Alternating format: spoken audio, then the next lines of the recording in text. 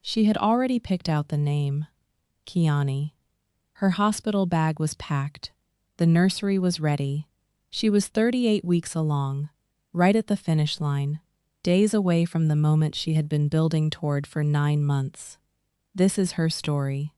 We first begin tracking crime. A Greenville man has been charged for the murder of his pregnant girlfriend and unborn child. Police say on July 9th, 27-year-old Jasmine Cooper was found unresponsive and died at the hospital.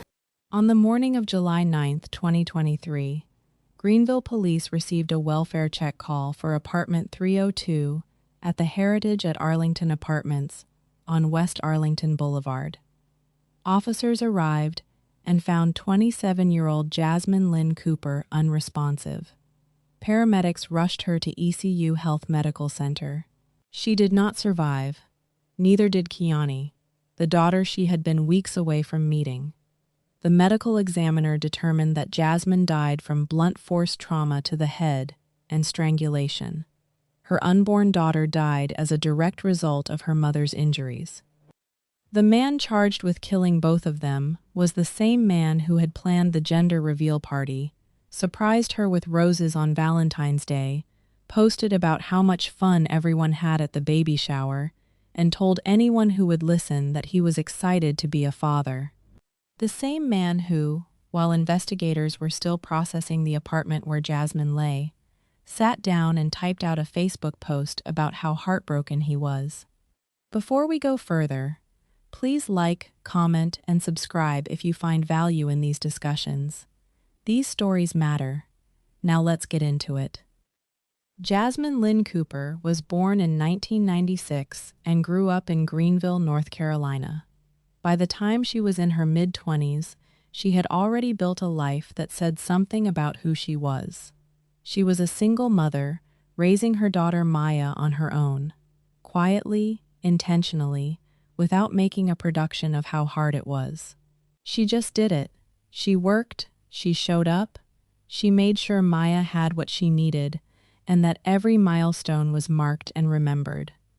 The people who knew Jasmine described her the same way, again and again, in slightly different words that all meant the same thing. You know what we doing, Maya? Today we make a cupcake. Halloween cupcake. Halloween cupcake. And this is mine. Say your name. Say your name, Mom. Your mama. This your mama. A sweet spirit, always smiling, the kind of person whose energy changed a room just by walking into it. A supervisor who worked with her said it as simply as it can be said.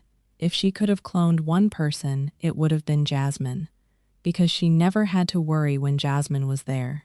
She came in every day. She spoke to everybody. She laughed.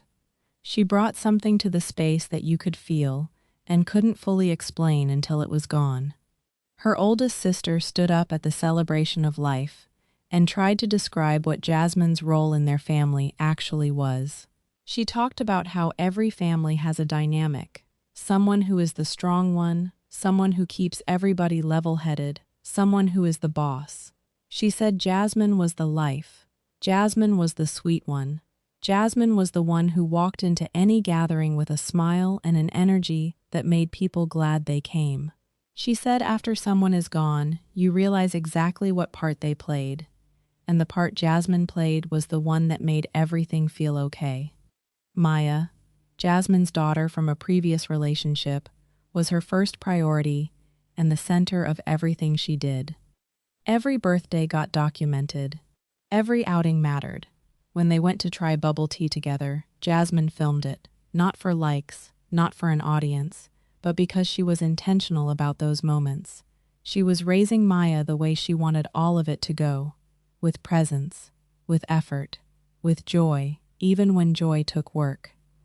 That was Jasmine before any of this. A woman building something real, one day at a time, with her daughter beside her. Now let's talk about Kahan Lantel Williams, because understanding who he was, and who he presented himself as, is the only way to understand how this happened. Kahan was 29 years old and made his living as a truck driver. He went by the nickname Love Sosa on social media.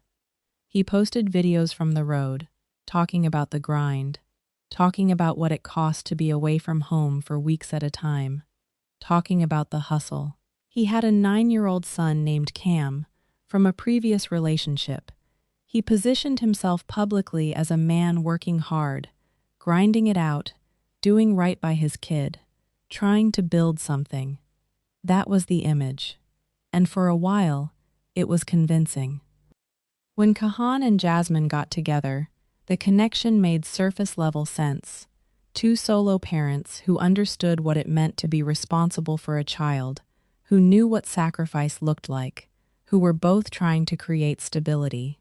That shared experience gave the relationship a foundation that felt real. Or at least, that's how it appeared to the people watching from outside. Their relationship moved publicly and fast. Photos, videos, affectionate moments shared online with captions and emojis, and the whole performance of modern love. He proposed.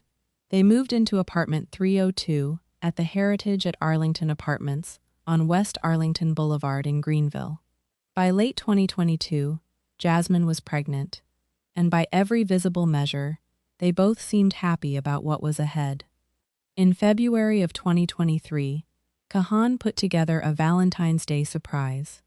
Rose petals on the floor, balloons arranged in the bedroom, a romantic setup that he filmed and posted. He went to get her, told her to come to the room, captured her reaction. It was the kind of gesture that reads as devotion, effort, time, thought. He bought her flowers. He took her on outings. He surprised her with jewelry. He made sure people knew he was that kind of partner. And people noticed. People commented. People looked at those posts and thought, this is a man who loves his woman. On April 9th, 2023, they threw a gender reveal party. Family, friends, people from work, people from their lives. They all came out to celebrate. Jasmine predicted they were having a boy. Kahan predicted a girl. He was right. When the reveal confirmed it was a girl, he took to Facebook afterward to say how much he had enjoyed the day. He hyped up the baby shower as the next big event. He joked about not letting people eat until the games were finished because they always left early.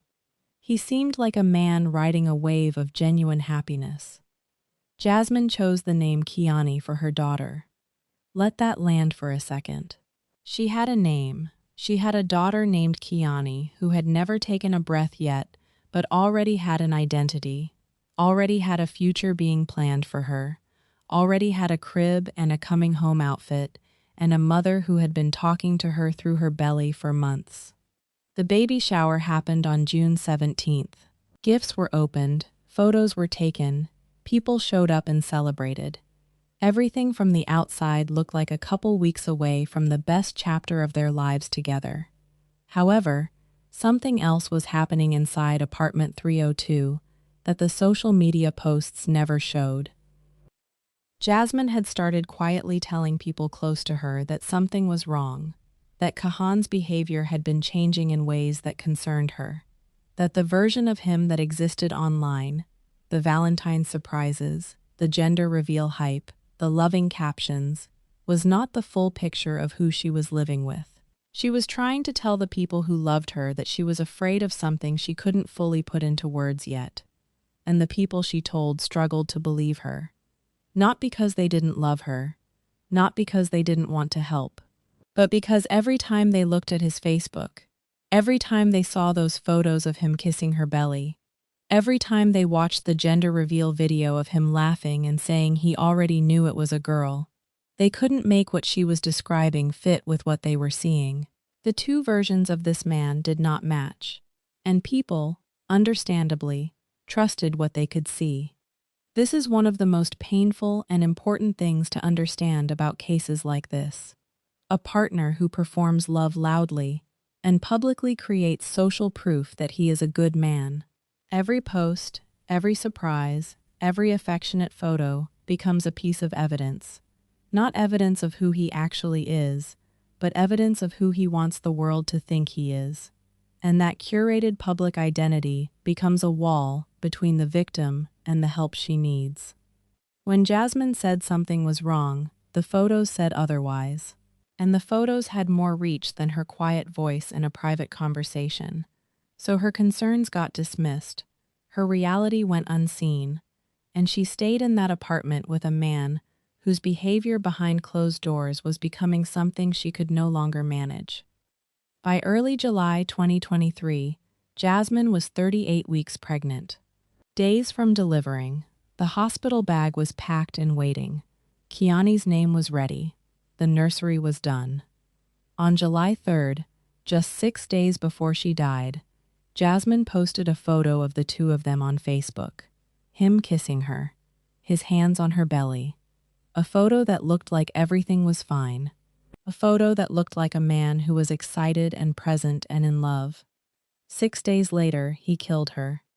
In the days leading into July 9th, something had shifted dramatically inside apartment 302. The argument that had been building between them was about something specific. Kahan had reportedly started questioning whether Kiara was actually his child.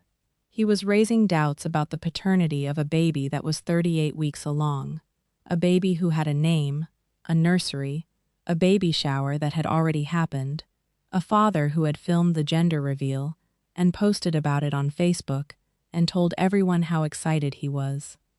He was now saying he didn't want to be involved, that he wasn't sure the child was his, that he was done. The specific cruelty of this needs to be named directly. At 38 weeks, Jasmine could not simply leave. She could not simply start over. She was days from giving birth in the apartment she shared with this man. She was at the most vulnerable point of her pregnancy, her body preparing for labor, everything in her world oriented toward bringing Kiara safely into it. And the man in that apartment with her had decided, in those final days, that he was out. Whatever happened on the morning of July 9th began with that argument. And it did not end quietly. The medical examiner's findings told investigators what had happened in that apartment before anyone was ready to hear it. Blunt force trauma to the head. Strangulation. The injuries confirmed a sustained, violent assault. Not a single blow in a moment of rage. Not an accident. Not something that could be explained away. Jasmine had fought for her life. She had been 38 weeks pregnant, and she had fought. After the attack, Kahan left the apartment. He did not call for help. He did not check on her. He did not call 911. He got in his car and drove to a nearby convenience store, where surveillance footage captured him making purchases around 9 a.m. He bought groceries. He moved through that store like a man running a normal errand on a normal morning. When investigators later reconstructed the timeline, matching the store footage timestamp against the condition Jasmine was found in, and when the welfare check call came in, the math was clear. Jasmine had already been attacked before Kahan walked into that store. He left her there, went and bought groceries, and then drove to his mother's house. A neighbor's security camera captured him leaving apartment 302 around 9:50 a.m. He was carrying a bag. He walked to his car at a measured pace. He drove away, composed, unhurried, like a man with somewhere to be and nothing to answer for. At his mother's home on Eagle Chase Lane in Pitt County, he sat down and opened Facebook. While investigators were processing the scene at apartment 302, while paramedics were at ECU Health Medical Center working to save Jasmine and Kiara, while Jasmine's family was about to receive the worst phone call of their lives, Kahan Williams was typing. He wrote, "I don't even know where to start. What I just lost is mind-blowing. I'm lost out here, man. I can't think. I'm sick. My fiancé and my baby girl, Jasmine Cooper. I will never be okay. My heart is broken, man. Why do I always lose what I love when I've been doing nothing but good things in life? I miss you, baby." He typed that. He posted it. He performed grief for an audience while the investigation was already surrounding him. Anyone reading that post who didn't know what investigators knew would have believed every word. That was the point. He had spent the entire relationship building a public image of a loving, devoted, excited partner. This post was just the final chapter of that performance. The grieving fiancé, the devastated father, the man who had lost everything through no fault of his own. But inside apartment 302, the evidence was not performing anything. It was simply telling the truth. Fingerprints recovered from the scene matched both Jasmine and Kahan. The most disrespected person in America is the black woman. The most unprotected person in America is the black woman. The most neglected person in America is the black woman. The physical evidence confirmed what the medical examiner had already established: a violent confrontation in that apartment between those two people that morning. No sign of forced entry, no evidence of a third party, no indicators of a robbery or a random attack. Everything pointed to the man who had just bought groceries and then posted on Facebook about his broken heart. Detectives went further. They reviewed Kahan's digital history, his phones, his searches, his activity in the days before July 9th. What they found removed any remaining doubt about whether this was a spontaneous act of rage. His search history reportedly included searches about methods of strangulation, about domestic violence laws, about prison sentences. He had been researching this. In the days before he killed Jasmine and Kiani, Kahan Williams had been looking up how to do it and what would happen to him afterward. That is not a man who lost control in a moment. That is a man who made a decision and then prepared for it. On July 15, 2023, 6 days after Jasmine and Kiani died, law enforcement tracked Kahan to his mother's home on Eagle Chase Lane. His car was parked outside. The Greenville Police Department's emergency response team and the violent criminal apprehension team surrounded the property. He did not come out. Officers negotiated. The standoff continued for hours. Just after 11 o'clock in the morning, Kahan Williams walked out and was taken into custody without further incident. Local news helicopter footage captured him being escorted in handcuffs to a Pitt County Sheriff's Office van. He was charged with 2 counts of first-degree murder, one for Jasmine Cooper and one for Kiani, her unborn daughter, who under North Carolina law is recognized as a separate victim. He was held without bond at the Pitt County Detention Center. Because the killing of a pregnant woman is a capital offense in North Carolina, prosecutors signaled they would seek the death penalty or life imprisonment. Greenville Police Chief Mark Sauls spoke to the media after the arrest. He noted something that stayed with people long after the press conference ended.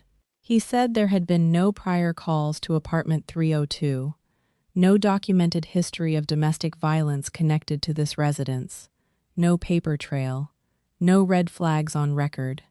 He said, "It reminds us that violence in relationships can hide behind closed doors."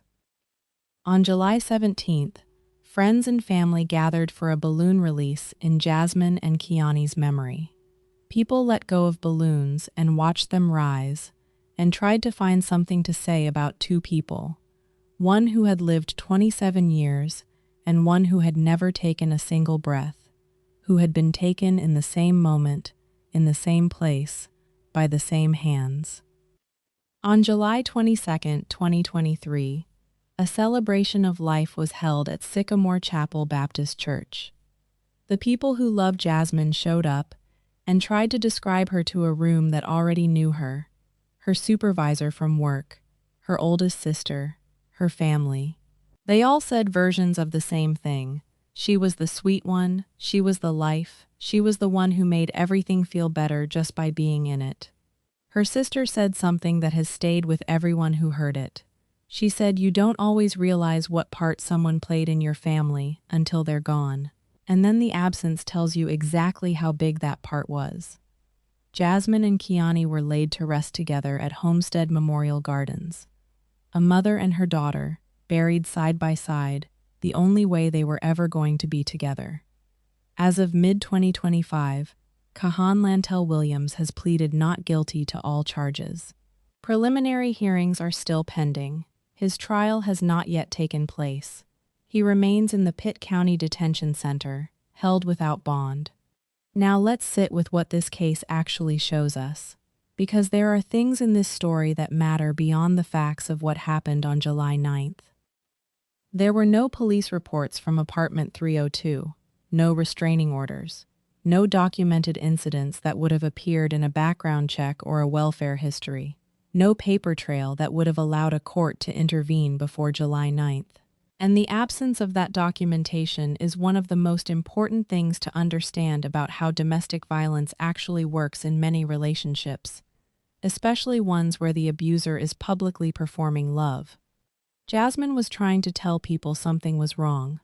She was saying it quietly, in private conversations, to the people she trusted. But every time someone went to check her social media and saw Kahan's hands on her belly in a photo from July 3rd, every time they watched the gender reveal video and heard him laughing about already knowing it was a girl, the public version of this relationship drowned out her private fear. That gap between the public performance and the private reality is where danger lives and where intervention becomes nearly impossible. Because the people who loved Jasmine were not wrong to look at what they could see.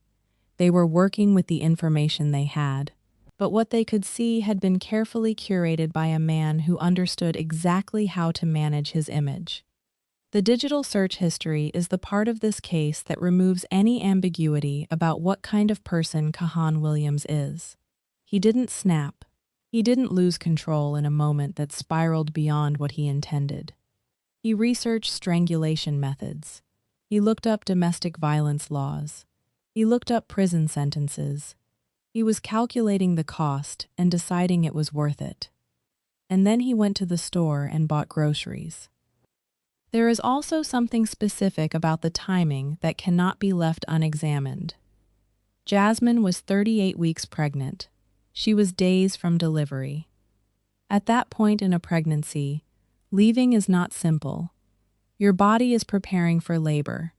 Your life is organized around the imminent arrival of a child. You are, in the most literal physical sense, at your most vulnerable. And that is the moment Kahan chose. Not earlier in the pregnancy, when leaving might have been more possible. Not after the baby was born, when the legal and practical landscape would have been different. He chose the moment when she was least able to run. Homicide is one of the leading causes of death for pregnant women in the United States.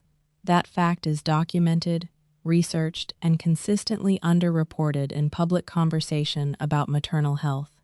The person most likely to kill a pregnant woman is an intimate partner, not a stranger, not a random act of violence, the person she is sleeping next to, the person whose child she is carrying, the person whose name is in her phone as something warm. Jasmine Cooper is not an outlier. She is part of a pattern, and the pattern demands to be named clearly and often. If someone in your life is quietly telling you something is wrong, even if the social media doesn't match it, even if he seems devoted and excited and publicly in love, even if you can't reconcile what she's saying with what you're seeing, believe her. Take her seriously before the evidence becomes impossible to ignore. Because by the time the evidence is impossible to ignore, it is often too late to matter.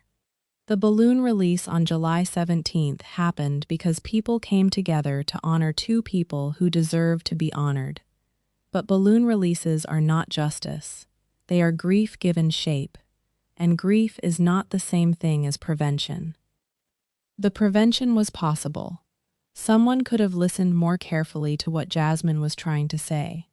Someone could have helped her build a safety plan before July 9th. Someone could have taken her private fear as seriously as her public happiness. She deserved that. Kiani deserved that. Jasmine Lynn Cooper was 27 years old. She was a mother who showed up every single day for Maya. She was a person whose energy made rooms feel different.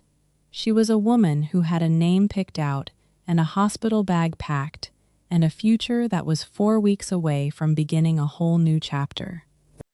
Kiani never got to take her first breath, never got to hear her name called out loud by the woman who had chosen it for her, never got to know that she was already loved before she arrived. Both of them deserved more than what they got. Both of them deserved to come home. Rest in peace, Jasmine. Rest in peace, Kiani. I hope this story helps you recognize the warning signs and encourages you to speak up, reach out, or take someone seriously before it's too late. 1, 2, 3. He can lift me! Of course I The morning before she died, she put on a bulletproof vest to drive her children to school. This is her story. Tragedy in Buffalo, New York. A mother was brutally slain in front of her 3 children, taking them to school while wearing a bulletproof vest. Kiara Hudson, mother of 3, was in an abusive relationship with a man that she married only this year. And although her family was not okay with her marrying, she chose to do so. And her husband attacked her. She posted a video on Facebook of the altercation with her husband, and he was arrested and released. When he got out of jail, she had relocated to her mother's house. She stayed in the house, only leaving to take her kids to school. She just bought a bulletproof vest because she said that she felt he was going to cause fatal harm to her. She posted a photo of herself wearing it on Facebook the night before with a caption that said, "If this isn't a cry for help, I don't know what is." Her mother saw it and asked her why she had it on. Kiara looked at her and said, "Because, Mom, he's going to kill me. You don't understand." The next morning, October 5th, 2022, she strapped her 3 children into her SUV and drove down Richland Avenue in Cheektowaga, New York. Her youngest was 5 months old. Her 4-year-old was buckled in the middle. Her 9-year-old daughter sat in the front passenger seat. Her husband was waiting. He rammed his vehicle head-on into hers, got out carrying a shotgun, walked to the driver's side, and shot Kiara multiple times in the head while her children were inches away. She was 30 years old. She had done everything the system told her to do. She left. She called the police. She provided video evidence of the abuse. She got a restraining order. She worked with a domestic violence advocate. She wore a bulletproof vest, and she still died. Before we go further, please like, comment, and subscribe if you find value in these discussions. These stories matter. Now let's get into it. Kiara Hudson was born on October 28, 1991, in Lorain, Ohio. She eventually settled in the Buffalo area of Western New York, where she was raising her children and trying to build the life she had always wanted for them. The people who knew Kiara described her the same way every time: kind, compassionate, devoted to her children. Her sister wrote about her after she was gone. She was like the glue holding all the siblings together. This is just crazy because a lot of domestic violence been going on, especially with females, and the police are not doing anything. The courts are not doing anything. Montasia Jeter says the system failed her sister, Kiara Hudson. Kiara was shot and killed in front of her 3 children Wednesday morning. Jeter says Hudson was in an abusive relationship with her husband, Adam Benefield, who has a lengthy criminal record. His most recent arrest, Tuesday. He was arraigned and released. There for each and every one of them. Someone you could come to with anything. Kiara's social media tells a more layered story. She had experienced real loss before any of this. She had buried a son, a little boy she called her big boy, and she carried that grief while raising her other children. Her post shows someone who had lived through hard things and was determined to do better. On January 21st, 2022, she shared something about mothers who show up for their children and added her own comment, "Changing my generational curse. My kids are going to have me till the day I die, and even then, I'm going to have it set up where they're still going to be good." That was Kiara, a woman trying to break cycles, a woman determined to be the kind of mother she felt she hadn't always had, a woman who believed deeply in the possibility of love doing what love is supposed to do. And that belief is part of what made her vulnerable to what came next. In March of 2021, Kiara announced her engagement to a man named Adam Benfield. She was excited, visibly, publicly, unguardedly excited. She posted about being shocked, about starting to shake when he proposed, about putting her player card away. In August of 2021, they got married. Her post from the wedding read, "This really was the best day of my life. I never felt more beautiful, special, loved. I got a lifetime friend and partner who loves me with every breath." Reading those words now, knowing what this story becomes, is one of the hardest parts of it. Because Adam Benfield was not who he appeared to be, and what his record actually showed was not the profile of a man who had changed. In the year 2000, when Adam was 22 years old, he armed himself with a shotgun and kidnapped his pregnant ex-girlfriend and another woman on the Kensington Expressway in Buffalo.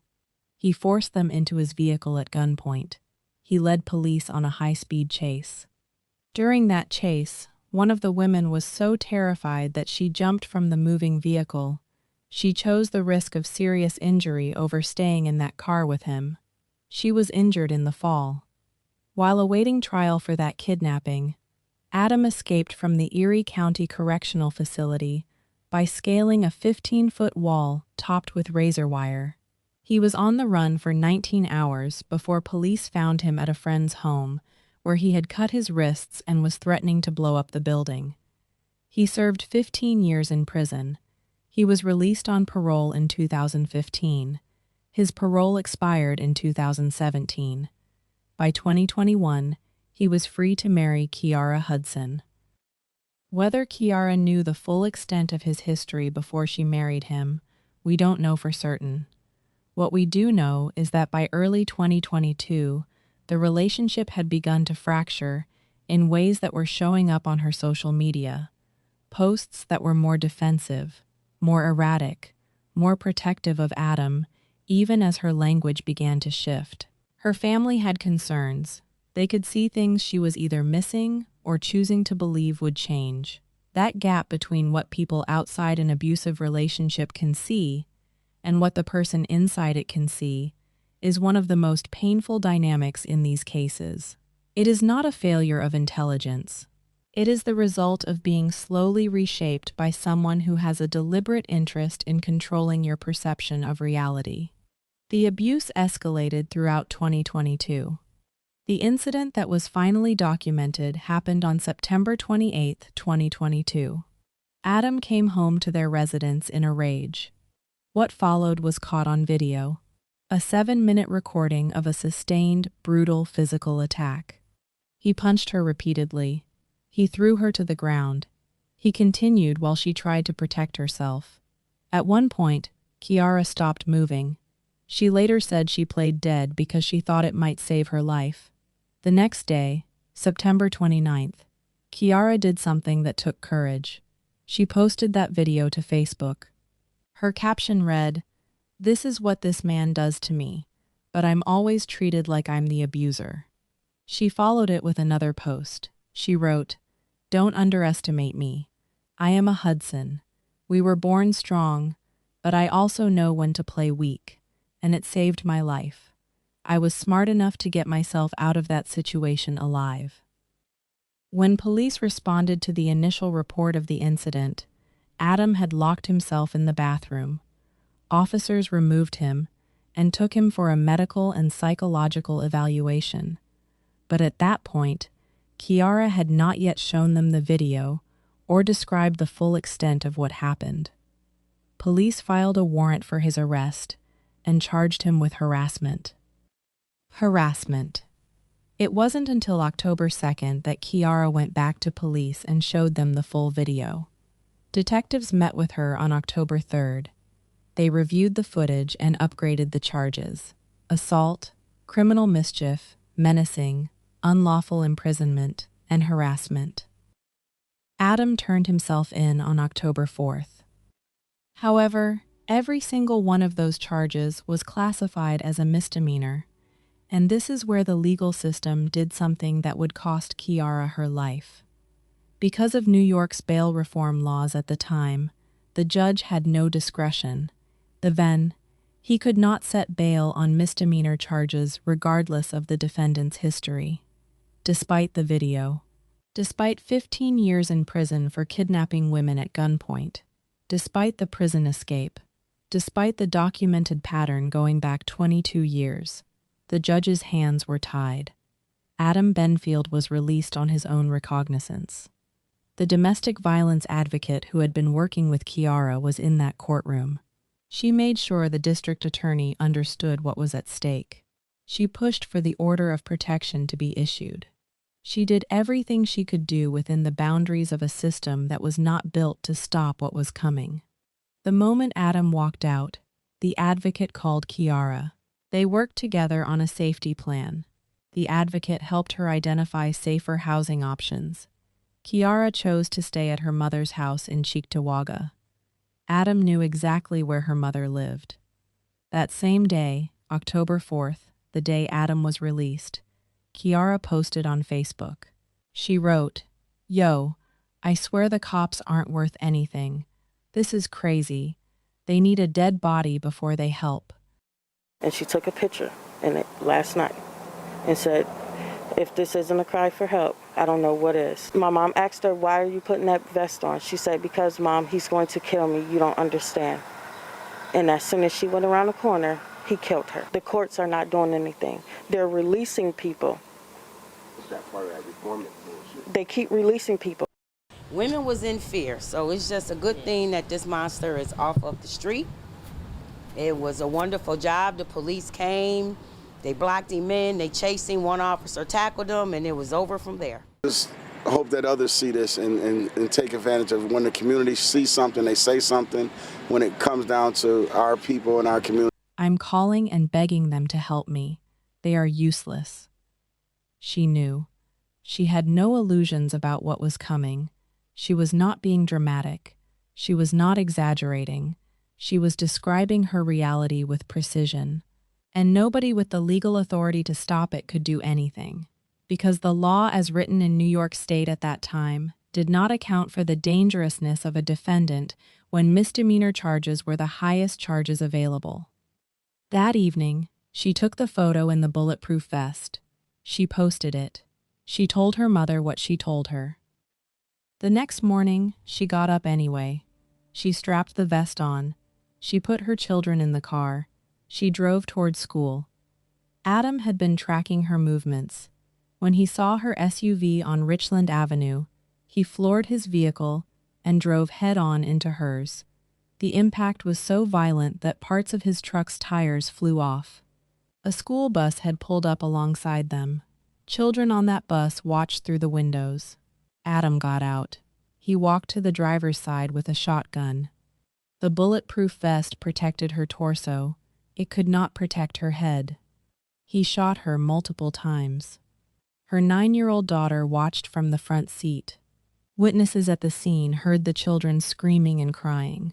One of them heard a child say, "Daddy did it." A witness named James Riggins ran to the scene. He found Kiara with trauma to the head. He saw the vest. He said he noticed it immediately, the same vest she had posted a photo of the night before. Adam fled. He drove the wrong way on Route 33, nearly hitting other people in his escape. A Buffalo police officer pursued him and lost sight of the vehicle in traffic. The 3 children were rescued from the SUV: a 5-month-old baby, a 4-year-old, a 9-year-old who had just watched her mother be murdered. For over a week, Adam Benfield was on the run. Buffalo police issued a $7,500 reward for information leading to his capture. They warned the public that he was armed and extremely dangerous. On October 13th, 8 days after the murder, he was taken into custody near St. Luke's Hospital. He was found riding a pink bicycle. A man who had terrorized 2 women at gunpoint in 2000, escaped from prison, served 15 years, and then murdered his wife in front of her children, captured riding a pink bicycle through the streets of Buffalo like he was just passing through. He was charged with second-degree murder, 3 counts of endangering the welfare of a child, and aggravated criminal contempt for violating the order of protection. This time, there was no bail. This time the system couldn't release him. But Kiara was already gone. The trial came in 2024. By then, Kiara's oldest daughter was 12 years old. She took the stand. She testified through tears about what she witnessed that morning. Her stepfather getting out of a vehicle with what she called a long gun and shooting her mother. That child sat in a courtroom and described the last moments of her mother's life to a jury of strangers. Witnesses testified. The video evidence was presented. Adam Benfield was found guilty of murder. At sentencing, he was given 25 years to life in prison. And even then, standing before the judge, he showed no remorse. He interrupted. He argued. He claimed the jury was rigged. He was defiant to the end. A man who had been told his entire life, by the legal system, that his behavior had consequences he could survive, and who had learned nothing from any of it, because the consequences had never been severe enough, fast enough, or certain enough to matter. In 2024, Kiara's family filed a lawsuit against the town of Cheektowaga and its police department, arguing that the failures in how Benfield was charged and released directly led to her death the following day. That lawsuit is a legal question, but the underlying argument is not complicated. A man with a 22-year documented history of violence against women was charged with misdemeanors for a beating that lasted 7 minutes and was caught on video. He was released within 24 hours. He killed his wife the next morning. Now let's talk about what this case actually shows us. Kiara Hudson did not fail to protect herself. She did not ignore the danger. She did not stay silent. She went to police.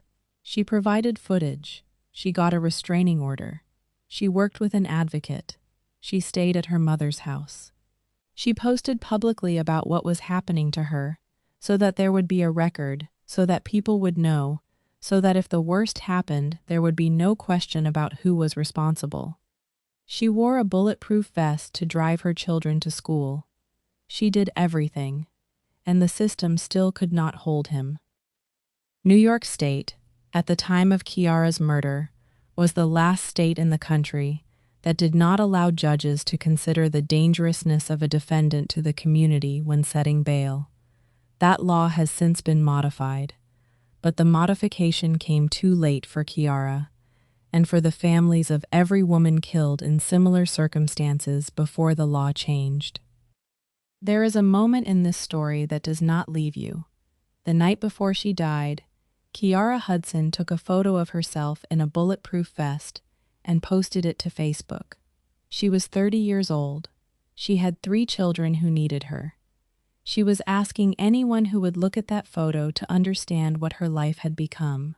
She was asking for help in the only language she had left, public documentation of her own terror. Nobody with the power to stop Adam Benfield was watching that post. Her 9-year-old daughter watched him kill her instead. Kiara Hudson left behind 3 children who will grow up without their mother. She left behind a family that loved her and warned her and could not save her. She left behind a community that organized and demanded answers and pushed for the legal changes that came after she was gone. Her sister said it plainly. I refuse to believe we failed you, for God has all the answers and the final say. But the truth is the system failed her, and the system failing one woman means it is failing others right now, in real time, whose names we don't yet know. If you are in a relationship where you are afraid, please reach out.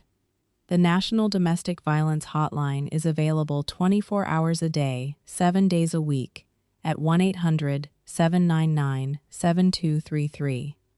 You do not have to face this alone.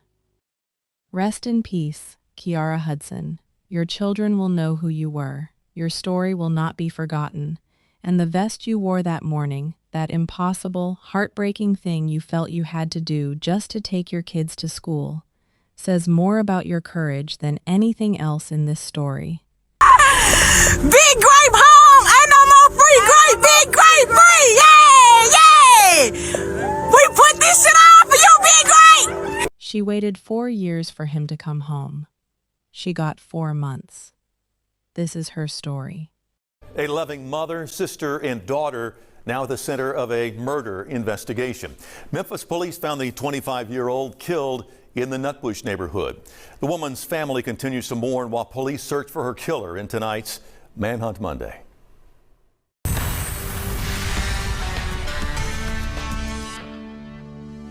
He took my little sister for nothing, man.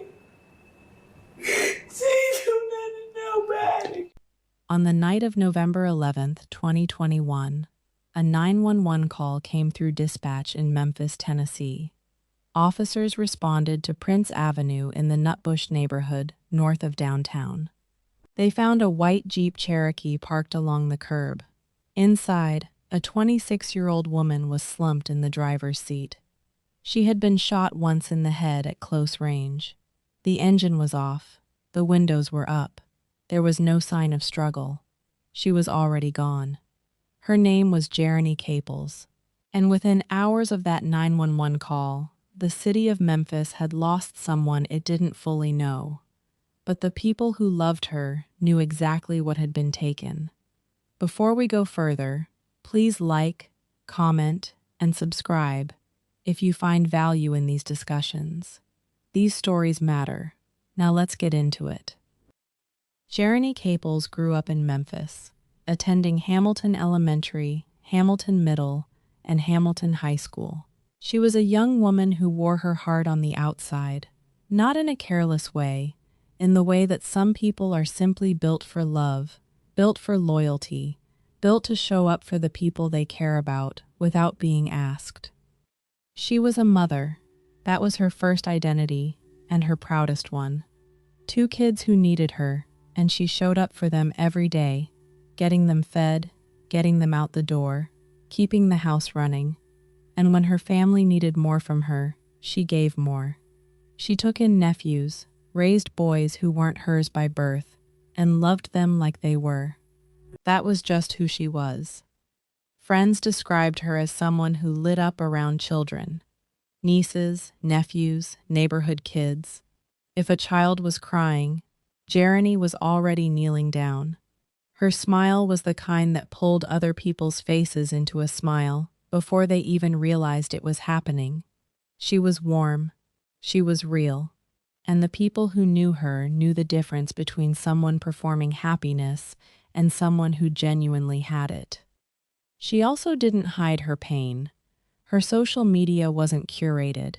It was honest. Posts about loyalty, about waiting, about love that endures distance and time. And always, running through everything she shared publicly, was one name. One person who she made clear was the center of her world. His name on the streets was Grape, Debo Grape, and Jeremy had been with him for years before prison took him away. She posted about the relationship openly and without embarrassment. One post read, "On this day 5 years ago, I met this fat, light-skinned Grape guy. I let him duck the second time I seen him, and we've been glued together by the head ever since. 5 years down and 45 to go. We make each other so happy. I can't see my life without him no more. So just free him already, because I'm tired of posting these pictures. I'm trying to post back up on his. 5 years she had been with him. 4 of those years, he was behind bars. And she waited. That is not a small thing. Waiting for someone in prison is its own kind of life sentence. You answer calls from a number labeled correctional facility. You count down dates. You raise children alone. You build a life that is always slightly incomplete because the person you're building it for isn't there yet. Jeremy did all of that, willingly. Without resentment, at least none she showed publicly. She called it worth it. When Grape was released from prison, she was right there with the camera rolling. The videos from that day show a celebration full of people shouting, laughing, welcoming him back.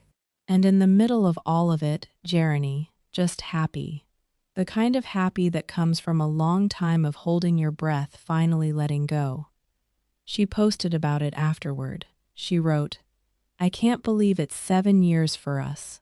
4 years in jail with you was all worth it. These have been the best 4 months since your feet hit the concrete." 4 years bought her 4 months. That's the math. 4 months of what she'd been waiting for. 4 months of mornings together, of finally being in the same house, of building the life she'd been describing online for years. And then she was gone. Now let's talk about the morning of November 11th, 2021. It started the way most mornings started. The kids moved through their routines. Jeremy moved through hers. Her father, Jerry, spoke to her that morning. She told him she was going to school, and that afterward she was going to meet somebody. Something about getting shoes. A simple errand. The kind of thing you mention casually and forget you said. Jerry didn't think anything of it. Neither did she. Later that day, her sister Candace started calling. No answer. She called again. Still nothing.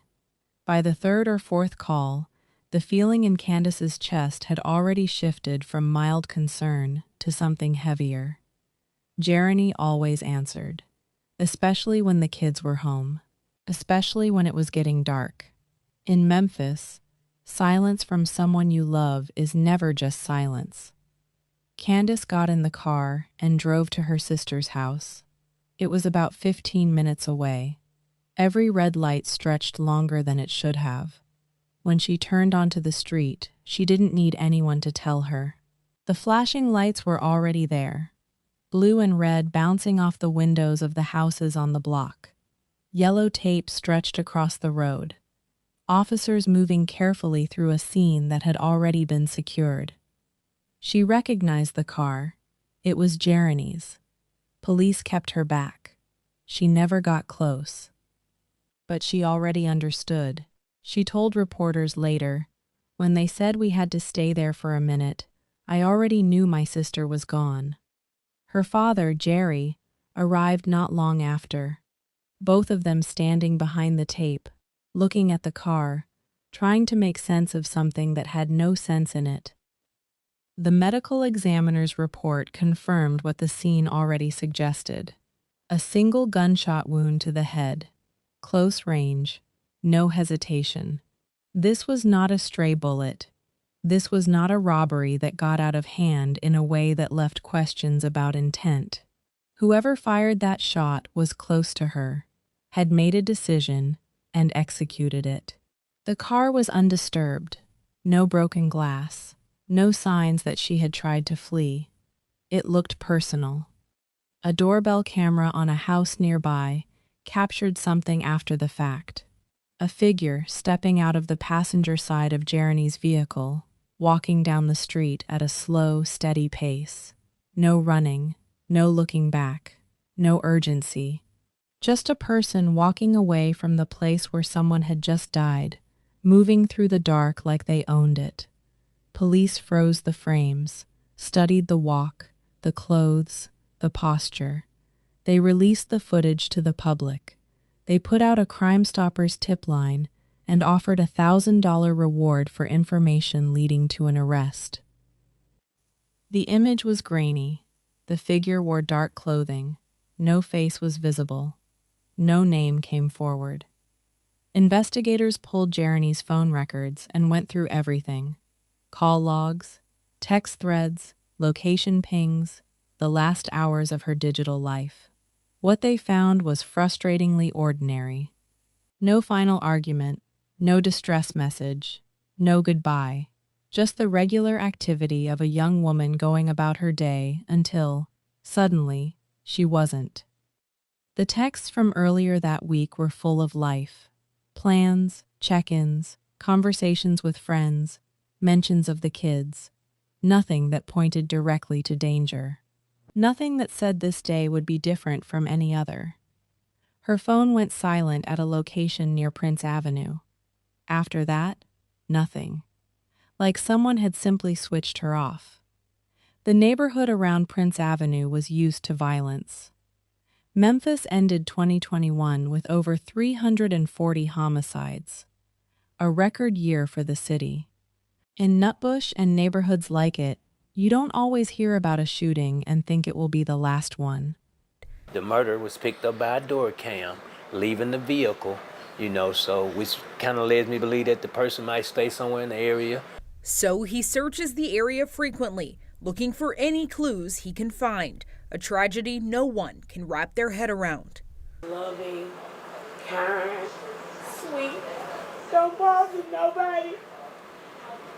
And for them to take her life for nothing, it's hurting me, it's hurting my dad, it's hurting her mom.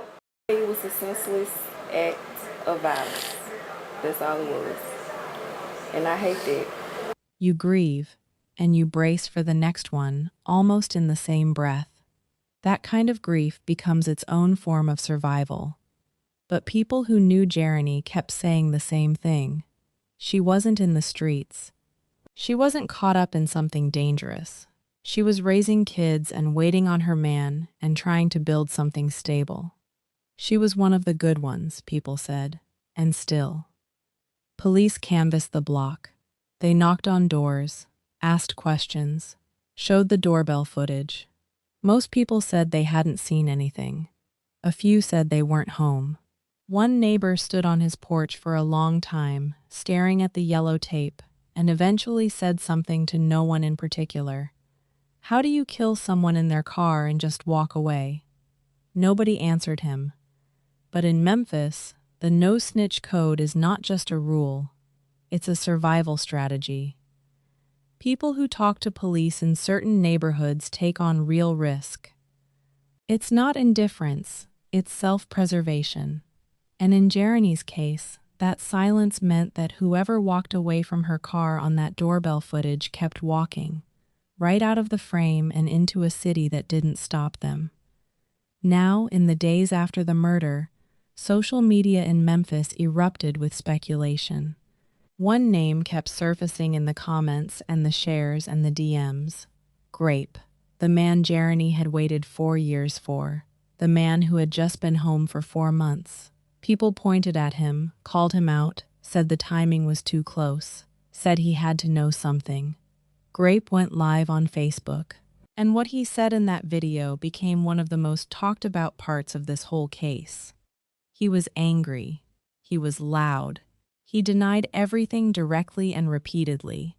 He said he had been at a car auction in Lakeland, Tennessee at the time Jeremy was killed, between noon and 1 o'clock, and that he was on camera at that location all morning. He said he had already spoken with detectives. He told people to stop calling him, stop inboxing him, stop sending him screenshots of what people were saying about him online. He also said something that stuck with people. He described that morning. He said Jeremy cooked him a big breakfast before he left for the auction. He said he was rushing to leave by 8:42 a.m. to make it to the auction by 9. He said she posted him on her story that morning. He said anyone who knows them knows they don't argue about other people. They were focused on money, on building, on moving forward together. He also said something about the grief itself. He said he hadn't been sleeping, he hadn't been eating. He said people wouldn't let him grieve in peace because he wasn't performing his grief publicly on Facebook the way some people expected. He said the truth was going to come out and he was watching and waiting for it. He also made references, oblique but clear enough, to his past. He reminded people that before the boss-up version of himself, there was a different version. He said people should not mistake his composure for innocence or guilt. He said he wasn't hiding. He said he was still in the city. He gave out his phone number on the live. No charges were ever brought against him in connection with Jeremy's death. As of the time this script was written, the case remains unsolved. No arrest has been made. The doorbell footage still exists. A grainy clip of a figure walking away from a crime scene that nobody has publicly identified. The Crime Stoppers tip line is still open. Jeremy's father, Jerry, has not stopped looking. He walks the blocks near Prince Avenue regularly, not for therapy, not for ceremony, but because he believes someone in that neighborhood saw something and hasn't said it out loud yet. He studies body language. He watches faces. He pays attention to who looks away and who doesn't. He told reporters that the doorbell footage is burned into his memory. He walks those streets looking for a walk that matches it. Her sister Candace still plays old voicemails, the kind you save and don't delete, because deleting them feels like a second loss. She told reporters she can't sleep, she can't eat. She said, "I just want to help. Please help."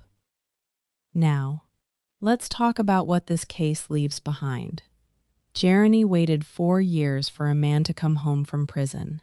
She did it publicly, without shame, and without asking anyone's permission. She loved loudly. She documented it. She posted the reunion videos, and the anniversary captions, and the love letters in caption form. She meant all of it. And then she was dead 4 months later. People will say different things about that. Some will say she knew who she was dealing with. Some will say loyalty, like that in a city like Memphis, carries its own risk. Some will say she should have left, moved on, protected herself differently. But none of that is the point. The point is that a 26-year-old woman who was raising children and building a life was shot once in the head and left in her own car on a street she knew by heart. And 3 years later, nobody has been held accountable for it. Her 2 kids are growing up without her. Her father is still walking Prince Avenue. Her sister is still waiting. The doorbell footage still plays on a loop in the minds of everyone who has seen it. A figure walking away, calm and unhurried, into a city that has not yet answered for what happened to her. If you know anything about what happened to Jeremy Caples on November 11th, 2021, anything at all, the Memphis Crime Stoppers tip line is 901-528-CASH. You do not have to give your name. You do not have to show your face. You just have to decide that her life was worth one phone call. Jeremy Caples was 26 years old. She loved her kids. She loved her people. She loved a man who was behind bars, and she waited for him anyway. She woke up that morning and cooked breakfast and told her father she was going to school and mentioned something about shoes. She never came home. Rest in peace, Jeremy. I hope this story helps you recognize the warning signs and encourages you to seek help or offer support before it's too late.